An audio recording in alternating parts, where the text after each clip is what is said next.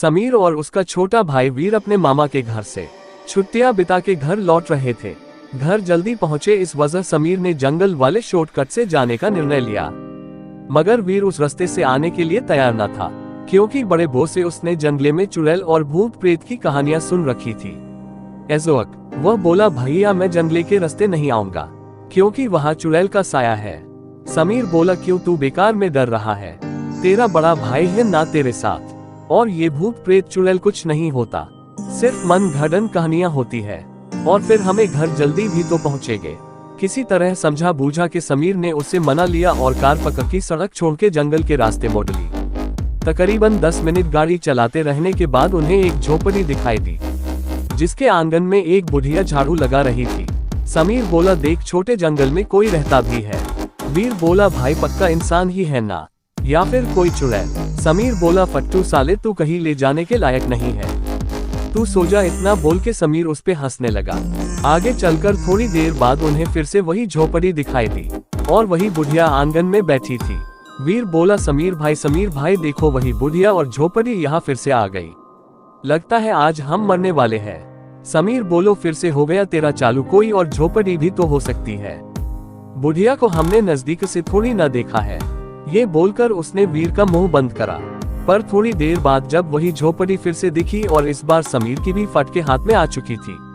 डर से उसका चेहरा पीला पड़ने लगा और वीर के चेहरे पर तो हवाएं उड़ चुकी थी।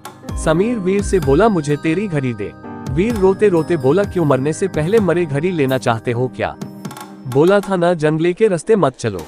एज़ोक समीर बोला, तू सिर्फ घड़ी दे और रोना बंद कर, बाकी मैं संभलता हूँ। वीरू ने घड़ी निकाल के गुस्से में समीर की ओर फेंक दी। समीर ने घड़ी में टाइम देखा, शाम के 5 बज चुके थे।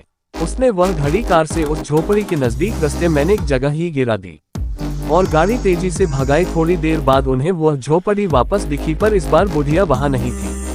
वीर रोते रोते बोला, भाई अब हम पक्का मरने वाले हैं। समीर कुछ नहीं बोला। झोपड़ी के नजदीक पहुंचकर उसी जगह उसने गाड़ी रोक दी तो उसे वीर की घड़ी वहीं पड़ी मिली। उसमें समय हुआ था 5:10। समीर समझ गया था कि वह किसी छलावे के फंदे में फंस गए हैं। उसने वीर को घड़ी दी, उसने रोते रोते वह पहन ली। समीर ने उससे कहा कि तू गाड़ी में ही रुक, मैं उस भूतनी से मिलकर आता हूँ, और झोपड़ी की ओर चल दिया।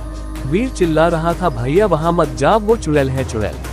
फिर अचानक वीर के गाल पर एक चमाट पड़ा और आवाज आई, घर आए गया छोटे उच्चा। और वीर आंख मलते हुए उठा तो गाड़ी घर के आंगन खड़ी में थी और समीर कार से सामान निकाल रहा था। और जब वीरू ने घड़ी में समय देखा तो 5:10 हो रहे थे।